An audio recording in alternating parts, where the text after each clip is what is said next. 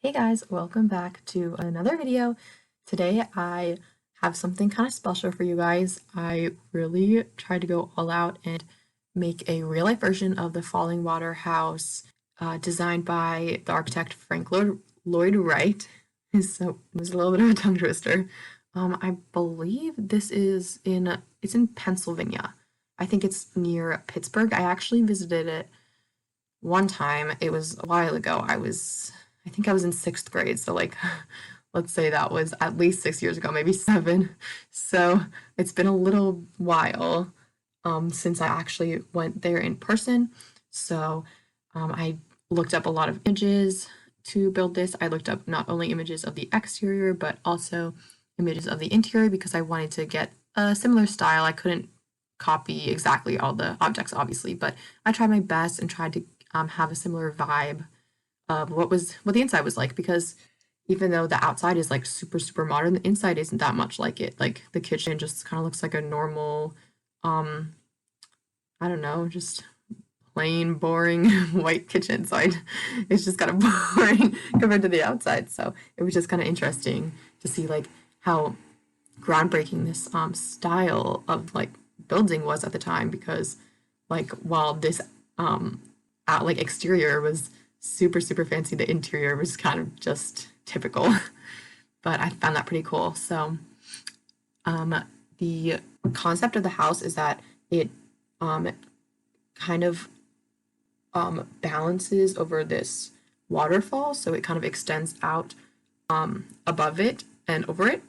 So what I used here is I used the debug waterfall objects from Island Living expansion pack, and there's one coming down from right below the house, and then there's one that's a little bit more downstream. And in real life, the river just keeps flowing, but I had to stop it. I had to cut it off at the end of the lot, and the bridge that I do end up adding, it leads to, I think, just like the kind of museum center. That's what you use to get across the water to enter the house, but I was at the edge of the lot again. This was only 64 by 64 lot, so I had to cut it off, and I just led that bridge down and around the water to the front. So that's the way that you get into the house, is through on the right side. You enter through a path and then up the stairs and over the bridge. So it will take a while for your Sims to get into this place, unfortunately, because they got to go up the stairs to the bridge, then back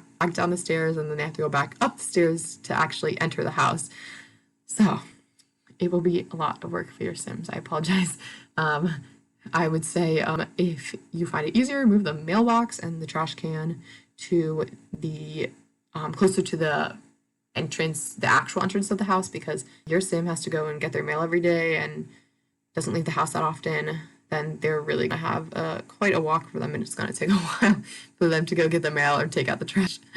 But I was kind of figuring out how I wanted to do it, because obviously I can't make it super exact to what it looks like in real life. So what I did, I built up this foundation, and the foundation is kind of that underneath part of the Fallingwater house, kind of where it's dark and rocky. And then I don't actually know if there's a lower level, but I did end up creating that just because I wanted it to be raised up. So I did end up furnishing some of that lower level, but I don't know if that actually exists in the house. I think when I toured it, we did the main level, which I decorated, and then we did up one or two levels maybe. Obviously, what I did is not exact at all, especially because I couldn't get a perfect kind of image of what the back would look like. I looked up and I could find an overhead image, and I could find kind of just the front and the side of it, but I could never find a back image, so I kind of played with that myself, and I looked up layouts of the house, and that was kind of perfect because I was able to see like what room would go where. And obviously I didn't build exactly to that, because some things, some things that you can in real life you just can't do in Sims. It's just not possible. But I mean, I tried to make it as close as I could and still kind of bring that style in, and just kind of have a similar facade of the Fallingwater house. So I am creating the stairs for entrance. That is not the only staircase to enter. It's the main one because it goes right into the kind of main area, sort of, but it is one of the few staircases. There I have found after building this and looking at the layout that there are many staircases in this house. I don't understand why you need more than, one or two maybe if the house is long, but this house isn't that big. It only ended up being 5 bedrooms, 5 bathrooms, I believe. So I don't understand why there has to be like 20 staircases, but there are. So, if your Sims ever get stuck on a staircase, I mean, you can always use another one. So there won't be any crowding on staircases or anything. Any Sim can just use whichever one they choose and it'll be fine. So I'm using the layout that I looked up here to sort of create this area. It was kind of hard. I think I do spend a lot of time deleting and then redoing the layout and the interior. And I do spend a little bit of time on the back. I don't do that exactly right now, but the back and then working the lower level into the foundation and then the terrain up to the foundation.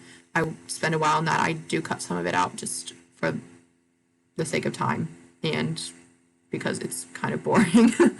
But it was a little bit tedious to do, but I mean, like, I still enjoy it. I think like figuring out the whole layout house and how the exterior fits with the interior and how to use the terrain to make the building fit into its surroundings. I think that's one of my favorite things about buildings, but sometimes, it can be a little bit annoying, but that's one of the things I enjoyed most about this build. It was just like, how do I make this in The Sims fit into what it would be like in real life? So I just tried to convert that from one platform to another, and I just thought that was kind of fun and just something that I've never really done. I don't do like any super crazy builds that are in real life and do that into Sims. So I think this was like the first time I really tried to do something a little bit out there.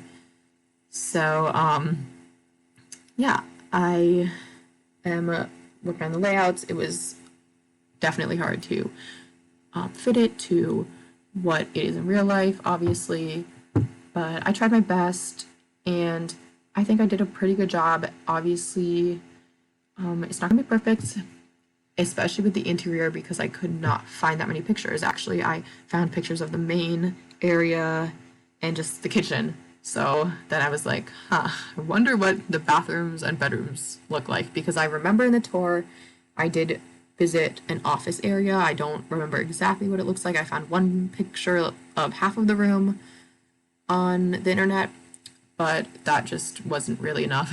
So I just kind of made it all up and I was like, okay, well, this color scheme kind of fits into the first level, so I'm just gonna make a bedroom of that color scheme. And I do add some bright kind of colors because there are lots of reds and yellows inside of the main area in the living room.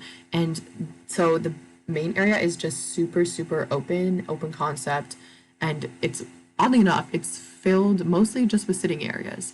And I think that's the way it's styled now. I have no idea if that's the way it was styled, when it was first built or anything, but it is just couches upon couches upon couches and just tons of living areas. There's like a little bit of a dining room table. There's one in the kitchen and then there's one outside the kitchen, but just so much space is dedicated to this living area and it's just so open. And I've never really done anything like that. I just kind of felt guilty. I'm not filling the space like well enough because I always try to fill it up efficiently, like have a space for everything. But just because there was so much space left in the middle, I was like, this just seems wrong, because honestly, those are like the builds that I used to do when I built in The Sims 3 before I like had actual experience building like actual houses. I would just build, a giant box and just fill it up with like, a couch and put a tiny room in the corner of the box. And I know many of you can probably relate to that.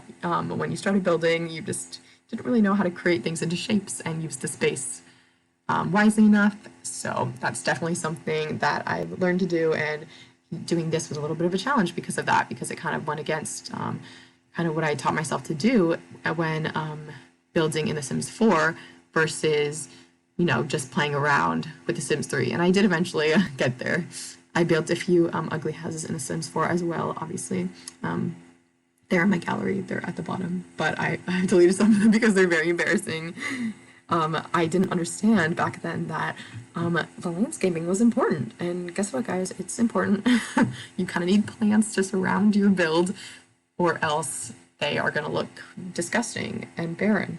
So, speaking of plants, I added like a ton in this. I do cut out a lot of it because I add rocks at first to create that slope because I do not like the rocky terrain paint of this slope on this grass.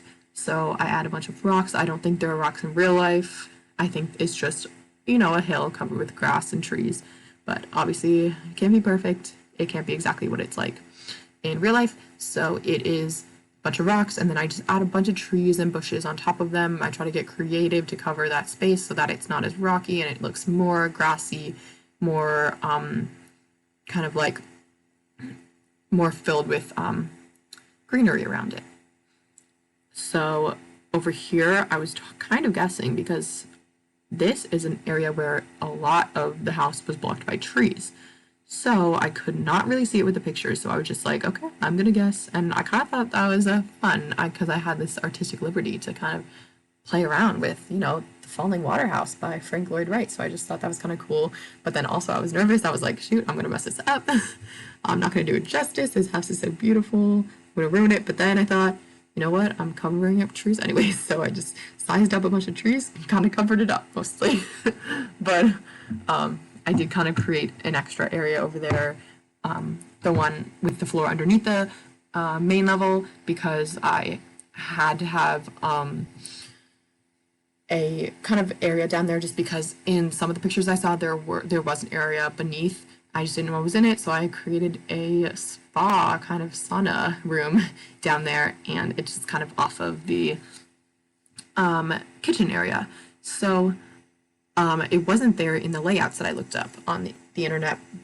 So I was a little bit confused. I was like, well, is it there? Is it not there? But then I kind of realized that some of these, they aren't like, the exact layouts. Some of them are just what people are kind of guessing. I could never find an actual official, like, this is the Frank Lloyd Wright house and this is the layout of the house. So I feel like some people might have just made them up or just been guessing, kind of using what they saw in the pictures to kind of create what they think the whole place looks like. So kind of like what I was doing in The Sims, they were doing it on paper, and I was using what they did in Sims to help me. And I just think some of what they did, it was kind of a guess. And like I said, you have to take some liberties here because you don't have the actual house right in front of you. So, but that's kind of the fun part. So I appreciate those people for doing that, and it really helped me a lot in kind of turning this thing from just a layout and just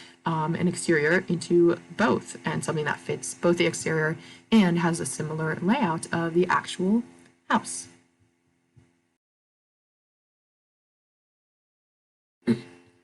So I just did some research and I found out that the house was designed in 1935 and it has been preserved since 1963. And wow, I did not realize it was that old. That is probably why it was such an amazing creation at the time, because you see a lot of these builds or houses like these now, like kind of modern, and I was always wondering, like, what's so special about this one? And obviously Frank Lloyd Wright is known for a lot of great architectural designs, but I never realized that it's because it was built so long ago. It was designed a very long time ago, and I can imagine that a house in the 30s that looked like this was probably like insane just to think about. So that's just kind of cool to learn. Like, I just learned something myself, and I hope you guys learned something too. And because it's been preserved since like the 60s, it's been like a tourist destination. And I just think that's really cool because, like, at the time, like, of course the kitchen was going to be kind of outdated a little bit, but I think that's kind of fun because what you see from the outside is not what you would expect on the inside. So you see this modern house, oh, it's going to be so minimalist on the inside, but it's really not. And I kind of like that because when you walk in, the floor is just covered with rock, and like that's usually not the kind of flooring that you would have just, in your main living area. So I just think that's pretty cool, and something that, like, probably a reason why people really enjoyed this house and why it's become such a big thing at least in the US, because of like Frank Lloyd Wright. So I really hope you guys enjoy watching this. It is a little bit longer than my speed builds usually are, at least have been so far. But I think it was worth it. Like, I did spend a lot of time on this, but I do think it was worth it. It was fun. It's something different, something that I really haven't done anything like before. And I just thought this was kind of fun. So let me know if you like it, if you want me to do any other kind of famous buildings or houses or anything like that, and turn those into the Sims houses as well, because I would love to do that. It was kind of fun just to try something like this, and I would definitely do it again. So thank you guys for watching, and if you want to, you can download this on the gallery. My origin gallery username is Ray3501. So if you're interested, you should go for it, and I will see you next time. Guys, bye bye.